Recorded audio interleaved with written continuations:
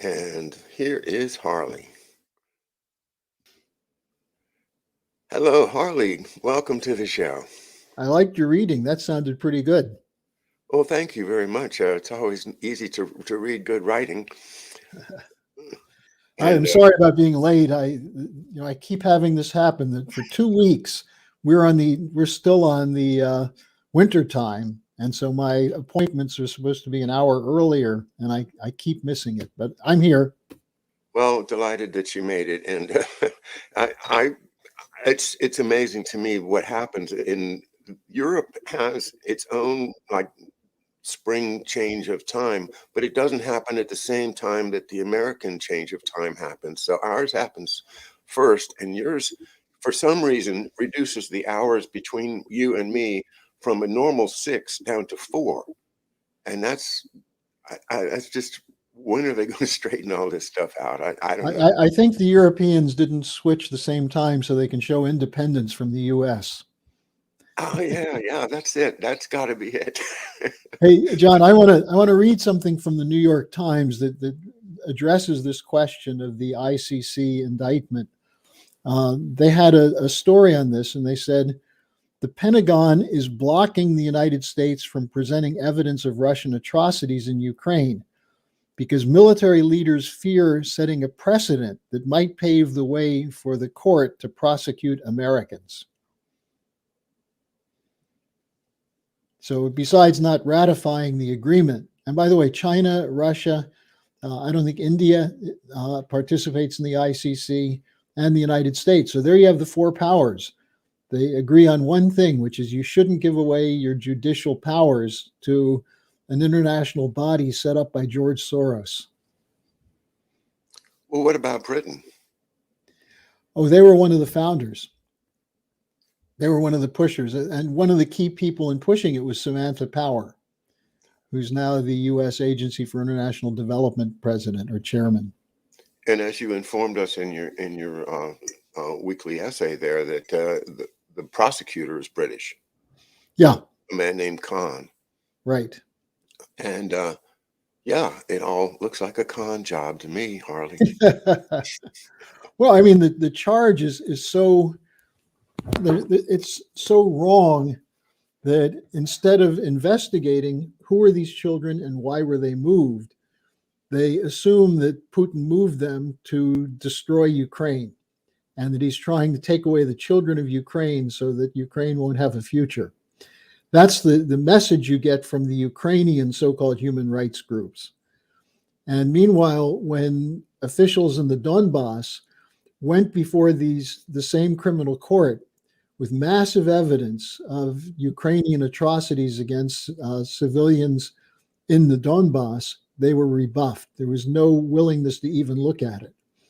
So the idea of an impartial court, well, it certainly isn't the ICC. And another looming indictment in the world, in Manhattan today. We don't know the answer yet, but the threat has been laid out that they found a prosecutor, a George Soros financed prosecutor, Yeah. that will actually indict President Trump for something to do with Stormy Daniels. And the Hush money. They're trying to say that paying hush money was illegal campaign use of campaign funds. That's, as far as I can figure it out, what the charge is. so and I've seen hints on Twitter this morning that their secret ultimate last witness is none other than Michael Cohen.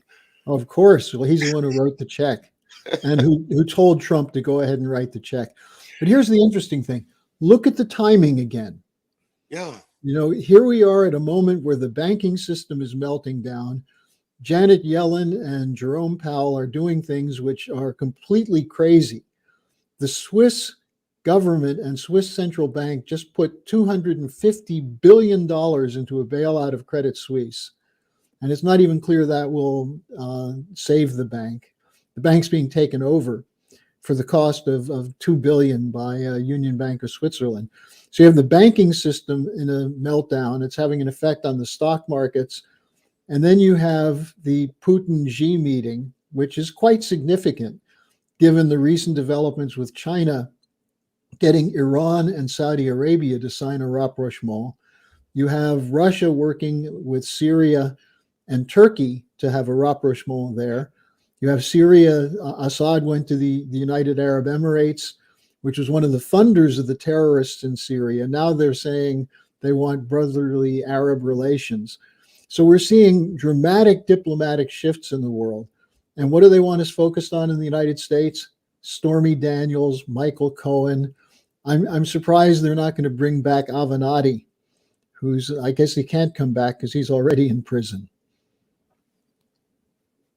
But the resonance of the two criminal processes, does it not both lead back to Great Britain? Yeah, yeah. And in the case of Trump, look, I mean, here's the other irony. Trump and Putin. Putin gets indicted, maybe Trump gets indicted, at a point at which the only people who still believe Russiagate are Adam Schiff, Debbie Wasserman Schultz, a handful of insane Democratic congressmen, and some media types who don't want to admit that they were wrong repeatedly. I think I told you last time, Jeff Girth, the former New York Times investigative reporter, wrote a lengthy article just exposing all the fraud in Russiagate and the connections between the intelligence community, the Democratic Party, and the Congress to make it up. But here you have, again, the seemingly inescapable symbiosis between Putin and Trump, maybe getting indicted in the same week. And what's the reason? Well, the United States, the people who run the US and run NATO, want to remove Putin. They want a regime change in Russia. And in the United States, they want to make sure that Trump doesn't come anywhere near the presidency. Now, it also occurs at the moment when Trump has finally found his 2016 voice against war, against the war hawks, against the neocons. He's made some very strong statements recently, not just about his ability to negotiate a peaceful settlement, which I'm not sure I buy that, but I certainly agree that his voice coming out now saying that this is a war that shouldn't happen, we shouldn't be spending money, but we're heading toward the point at which the US will end up with boots on the ground, which Zelensky said. Zelensky said, if you don't give us the weapons we need, then it's your sons and daughters who will be dying here. So instead of having a serious discussion about what's wrong with US foreign policy, what's wrong with these wars, what's wrong with the economy, instead we're debating whether Donald Trump was in the sack with Stormy Daniels and whether his payoff to her was a little bit high for a call girl evening. Yeah, the rules-based order defines the rules. And you cannot be Donald Trump and have a reasonable chance to be the president. It's just not allowed under the rules that they've decided. So, and Putin is also excommunicated from the holy chamber of rules-based orders. But this whole thing is really looking kind of thin. Well, in Biden's statement on this, he said, this further isolates Russia. He said that as Xi Jinping comes to Moscow, as Lavrov just did a tour where he was welcomed in almost every African nation, where the so-called global South countries are backing Russia. And I have another quote here that I think is really useful to get a sense of what's wrong with the foreign policy establishment, the Blinken, Sullivan, Newland, who Cy Hirsch calls winkin', blinkin', and nod. Blinken was asked, why can't the Chinese be brought in on this peace? This was when they made their peace proposal, which, by the way, Putin and Xi are talking about today. The West is terrified that they may make an offer to Zelensky, which he'll accept, because they want Zelensky in Ukraine to keep fighting Russia until there are no more Ukrainians left and until Putin is brought down. So Blinken was asked, why is engagement with China not possible? because Blinken and others are talking about Taiwan, about aggressive Chinese human rights violations, on and on and on. Here's what Blinken said. The U.S. had tried with little success to persuade or compel China to abide by American rules. Doesn't that say it all about the rules-based order? We can't talk to them because we can't force them to play by our rules. Mm-hmm. In other words, no diplomacy. Yeah, there's been no diplomacy, since John Foster Dulles. It seems to me, if you're not with us, you're against us. Yeah. Well, there's an interesting interview done with Karin Kneisel, the former foreign minister of Austria, who's a real diplomatic professional. She was in the Austrian Foreign Service for years. Then she was a international relations professor. Then she was briefly the foreign minister until the government was toppled. And she was interviewed with Alexander Mercouris and a Norwegian professor, Diesen. And what she said is, we're seeing the death of diplomacy in Europe. And she said, it's not diplomacy to have a 5-minute talk with someone on the sidelines of a conference. Diplomacy is getting to know someone, getting to know how they think, talking to them so that you get a sense of what they actually represent, as opposed to the words coming out of their mouth. Because she's basically saying diplomats are trained not necessarily to tell the truth, but to try and figure out how to tell you what you want to hear so they can manipulate you. And she said, diplomacy only works when people get a real sense that they're talking to a real person that they can trust. And she said, this has been destroyed by people like Ursula von der Leyen, the president of the European Commission, by a string of British prime ministers, by the last few US presidents, who basically bark orders and expect everyone to line up. So I think this is, what Xi and Putin are talking about today. They may have areas where they disagree, but they basically said, we are united by common interests. Our economies are growing together. We're working with other countries to establish win-win situations for other nations that previously had been denied credit, denied technology, and this will only continue to strengthen. Now, they didn't have to say that the greater the threat from the West for military action against Russia and China, the stronger the alliance will become, because that's obvious. So, hopefully we'll see some hard heads take a look at the fact that the Saudis are definitely moving out of the U.S. orbit completely, the U.S.-British orbit. The idea that the Saudis are going to finance programs in Iran, and that the Saudis and the Iranians are going to engage in reconstruction of Syria and Iraq with China.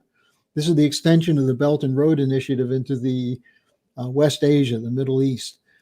And then all that's left then for the U.S. in that area is Israel, using the Netanyahu nutcases to blow up the region. But if you have a unity again of the Arab and Islamic world, then it's not going to be so easy to do. So I think were Biden cognizant of these things, he'd be very upset. I'm not sure he is cognizant, but people like Brzezinski and Madeleine Albright are probably rolling over in their graves in hell, watching these things unfold. You mentioned Saudi and Iran and building projects and China involved, and maybe I missed it, but I thought Saudi was still only selling oil in dollars. And is there not that, almost impossible to break relationship between American money and Saudi oil? Well, the Saudi oil minister was just in Beijing. The Saudis are meeting with the Chinese on a regular basis to discuss how to use the convertible yuan, or the renminbi, the Chinese currency, to pay for oil, which would then give the Saudis a currency they can use to purchase electronics and other artificial intelligence and other goods that the Chinese are producing. So they're moving. You can't just overnight shift the financial system, unless, of course, it crashes.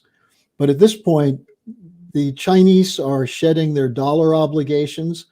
They have about 30% less of treasuries than they had a year ago. They're planning to get rid of more. The Saudis, who have large investments in US and British banks, are looking at other options. If you have hundreds of billions of dollars in Western banks, as people connected to various of the countries in the Near East have, what they're afraid of is if they move too quickly, that money will be seized, the way the United States seized the money of Russia, $300 billion. So they don't want to tip their hand, but there's already meetings going on in New York and elsewhere to discuss, is there some way to win back the Saudis?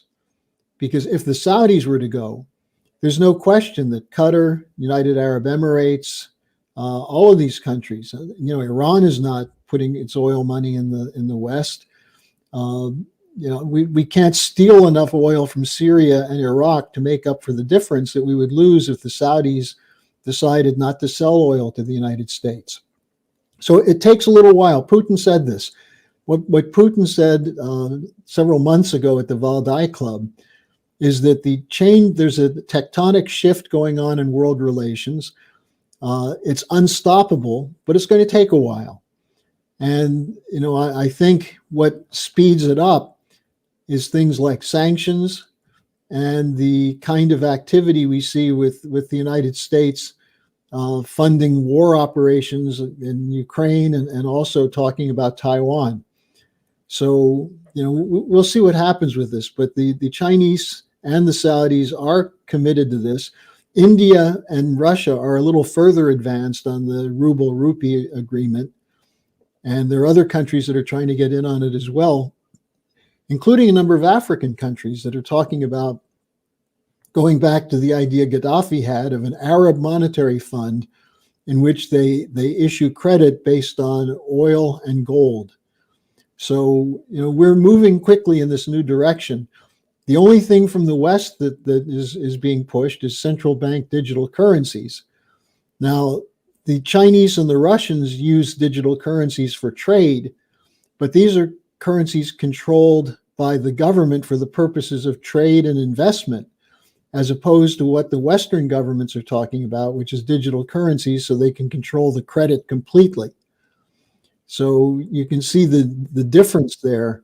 And this is the direction. The next fight will be whose digital currencies will be accepted.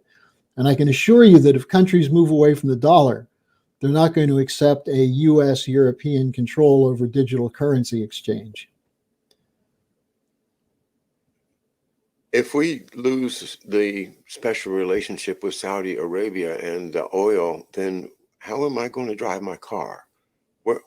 What's going to happen to the price of oil in the United States if what you say comes true and the Saudis start accepting other currencies for their oil? Certainly that will lead other places to set themselves free.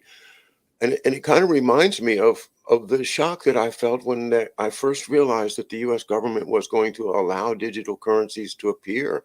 When Bitcoin appears and people start taking their money out of dollars and putting it into this digital, mystical currency thing that now has become, if you bought it at the beginning, you could be extremely wealthy right now.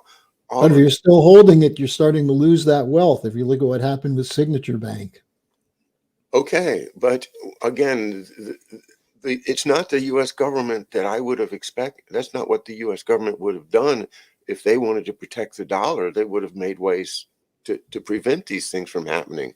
It seems that it was the beginning of the undermining of our currency, along, of course, with the permission of these incredibly pernicious things called derivatives. And your colleagues have been, and yourself, of course, have been very vocal about the problem of derivatives. I think it's starting to get some traction in the public mind. And but the amount as Dennis Small was just quoted on or just played a video on Twitter that I saw, and he's of course one of your colleagues. Yeah.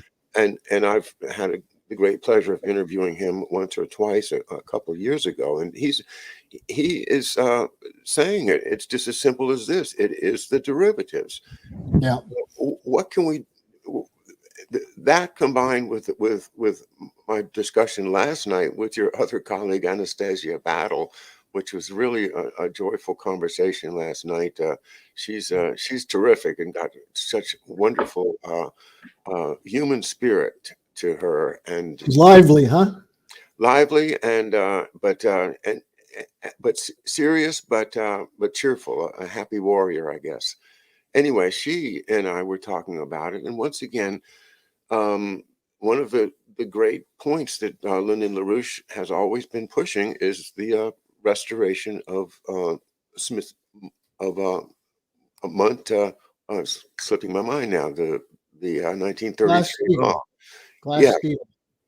Glass-Steagall. Thank you. And Well, Glass. and John, here, I don't know if Anastasia covered this, but here's another profound irony. When the banking system nearly collapsed in 2008, LaRouche at that time said, now you have to go back to Glass-Steagall so that you can protect the commercial banking system from the speculators. Well, this was involved when there were hearings. They wouldn't allow this to come up, and instead they pushed through something called the Dodd-Frank bill. Chris Dodd, a bankers senator from Connecticut, and Barney Frank, supposedly a left radical from the Boston area. But the Dodd-Frank bill had a whole series of incomplete regulations on derivatives, swaps, these kinds of exotic financial instruments that they handed over to the International Swap Dealers Association and the two different derivative associations to draft the regulations. And so they were extremely weak. In other words, they did not stop the flow of funds into these things. And when these guys needed money, they'd go to the Federal Reserve open market and the Federal Reserve window and get as much cash as they needed to put into the backing up of these derivatives so they wouldn't have a default. Now, here's the irony. Barney Frank became a member of the board of directors of Signature Bank, and he lobbied the Federal Reserve to weaken the regulations so that Signature Bank would be able to borrow more money to engage in more derivative speculation. And so Signature Bank collapsed because of its derivative exposure and its digital exposure. And a reporter caught up with Barney Frank and said, Barney, what do you have to say about this? And he got this totally enraged look on his face and stormed away. But this is what you call karma. It comes back to get you. Yeah, but they're going to make us pay for it. Well, that's what they're going to try to do. Now, here's the problem. In Switzerland, for example, the $250 billion bailout of Credit Suisse, and they're actually bailing out the Union Bank of Switzerland, giving them the money so they can write down a lot of the bad debt held by Credit Suisse. That's large. That's about half the size, I think, of the Swiss GDP. Now, the people in Switzerland, 4 years ago, some friends of ours introduced a Glass-Steagall bill, what's called Trennbanken system, the divided banking system. They introduced a resolution into the parliament, and it failed by only a couple of votes. That's going to come up again.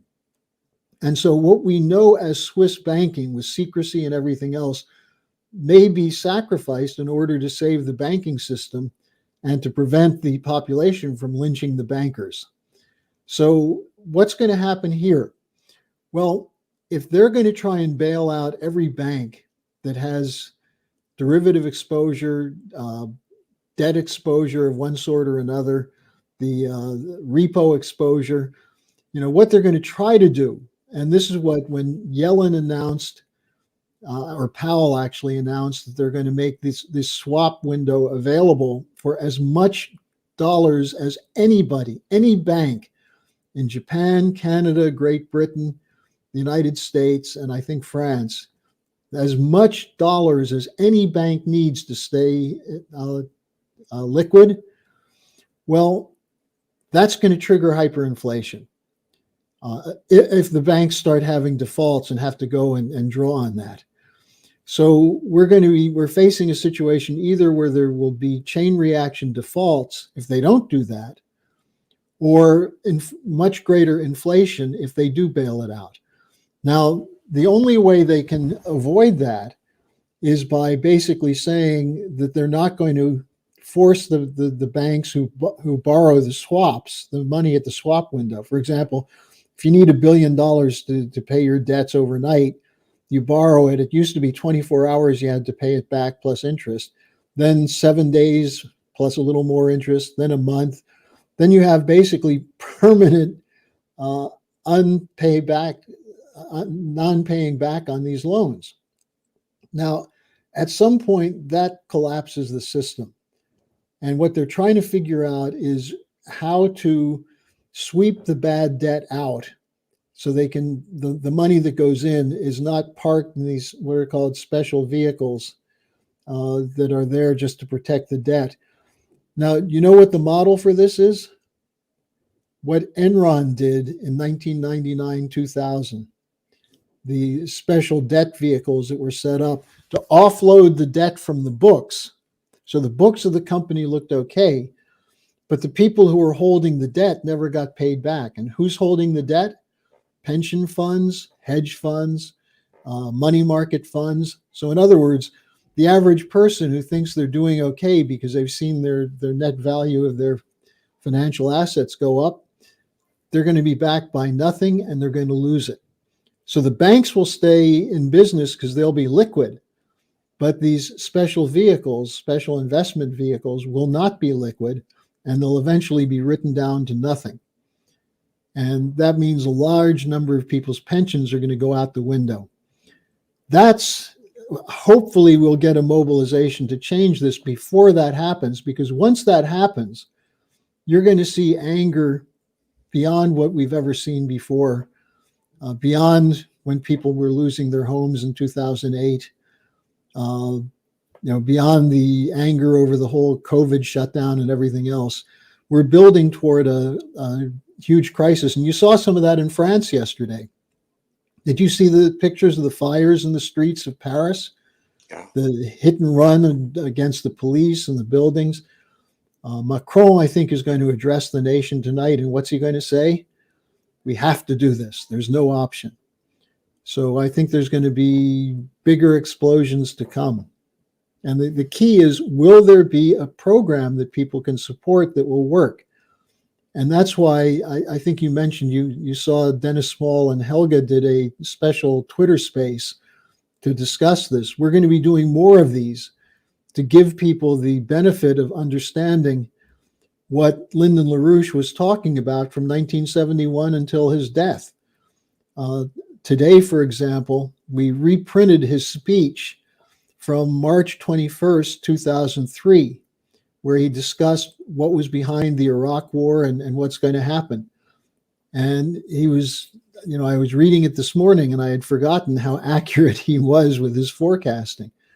So we have to make this available to everyone so people can be prepared to act at a moment when there's a vacuum, not just of political leadership, but a vacuum in the heads of political leaders like Biden. I feel like we have been placed in a bind between our reliance upon our pensions generally and their desire to continue the imperial conquest of the world through exploitation and seizure and creating wars and financing them through our tax money. And that if we were to step in and say, stop, you can't do this anymore, we're not going to allow it. We'll say we voted in a Congress that said, bring home the troops today, something like that. We would then find ourselves with all of the money that we thought we had suddenly disappearing, and we wouldn't have that pension, and so the tension between wanting to do the right thing in the rest of the world versus losing my savings that I worked 30 or 40 years to put together is real. And it's Yeah. tempting to not look at the dark side of what's really going on, because doggone it, they've made us fairly comfortable. We've got these wonderful technologies, and you know, I don't really object to the idea of getting on the computer and getting my stuff through a digital means instead of having to go to the store every couple days. I I like a lot of what's been going on. It is very comfortable and convenient, but is that the price that we pay morally for these comforts and conveniences? Is that we have to stay in the system that they have created that ultimately will bankrupt everybody? Well, one of the things Lyndon LaRouche said a number of years ago is when you have a systemic collapse, there's no solution in the system. That is, that the axioms of the system that may have worked at one point no longer function. And this is the problem with a free market system, the idea that everyone will be able to either barter or have some way of getting fair price for what they're doing. But what always happens is that someone will figure out a way to corner a market to be able to produce cheaper, either through technology or through cheap labor or slave labor. And once someone is able to undercut everyone else and build up the power, that's how you end up with cartels. And when these cartels grow so large that they control the government, there doesn't seem to be much you can do about it. That's why it's so important that we have this idea of bankruptcy reorganization and Glass-Steagall, because you could have, with a stroke of the pen, a president could reaffirm Glass-Steagall, put it through the Congress, and if the Congress passed it, the banks would have to either sell off their investment banking or lose the FDIC guarantees. And many of the regional banks and even some of the larger banks would figure out a way to cut loose their investment banks, because if they're not going to be protected, what good are they? They're filled up with worthless paper that they can keep trading because they have access to the cash that's in the depositors' accounts. What happens if they can't take that anymore? Well, they're dependent on the Federal Reserve. Well, what happens if the Federal Reserve is no longer in charge of currency and credit, but you put that in the hands of the Congress through a national bank? Then the cancer dies.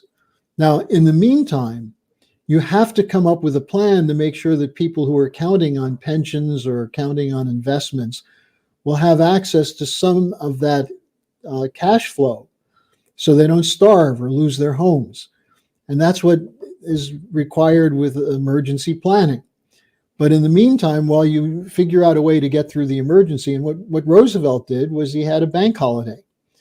And it wasn't as complicated back then, but they basically shut down the banking system for, I think, 4 days, figured out what cash was immediately there to meet their obligations, and where they had instruments that were worthless, put them to the side and let them sit there and see if they would appreciate or not. And if they didn't, write them off. So over time, you do this in a coordinated way. That's what bankruptcy reorganization is. Now, if you say instead, well, we have all the liquidity we need, so we don't have to put insolvent firms through bankruptcy, all you're doing is increasing the total indebtedness and the inability to function. So at some point, you have to bite the bullet, stop kicking the can down the road. And what we have to do is figure out how to make the people who are responsible for this collapse be the ones who take the losses, whereas the people who are pulled into it based on hopes and fears are at least given some access to a cash flow so they can survive while they have an opportunity to rebuild their savings, continue working, and so on. So it's going to be messy, but what's more messy is a total blowout of the system. And that's what we're facing. Yeah, well, I wish I could see how we're going to get through it. Convincing the American people to elect a Congress that would force through a revived Glass-Steagall sounds like the only really responsible plan. I also, when you talk about the Fed and replacing the Fed with a national bank, well, there's where I think that the whole problem started back in 1913 That's with right. the Fed, because that just takes the government's role out of monetary policy. It's just But John, exactly. here's the other point. Yeah. If the rest of the world moves toward national banking and has credit systems that put money into investment in the physical economy, into protecting people's livelihood, and we're sitting here defending speculators, what do you think the American people will do if they know what's going on around the world? If they know what China's lied about all the time. China has created a bigger middle class than the population of the United States right now. And they did it through the old American way of investing and building, saving, and innovating. Now, we could do that. And if the rest of the world moves in that direction and moves away from the dollar, we have a choice. Hold on to our stinking, collapsing dollar and our illusion of being the world's hegemon, or eating some crow and humble pie and making some changes. And the good news is that even with what the US is doing against Russia, the Russians and the Chinese would still be happy to work with the United States because they know the US is a large market and that essentially the American people are good. It's the government that's not so good, but the people have to move to change the government. So that's why I think we can be optimistic that until we have proof that the American people are all rotten, we still have an opportunity because we do have a constitution. And I don't know anybody that's working harder to preserve and protect that Constitution than you are, Harley, and all of the colleagues with Schiller and LaRouche. Wonderful people that are putting hundreds and hundreds of volunteer hours into getting the message out of what we need to do. Thank you so much for being with us this morning, and let's say happy spring. I mean, here it is, spring. Time for some spring cleaning in the banking department, perhaps. And And we've almost made it through the winter in Germany. okay, and that's a good thing too. And to top it all off, it's my father's birthday today, so it's wonderful to have these conversations, Harley. Thank you so much, and I surely And when do. you drink the champagne to your father tonight, toast him from me. We shall do that, Harley. Thank you very much, everyone. We'll see you again tomorrow, and Harley, have a wonderful rest of the day. Thank you, sir. Thank you.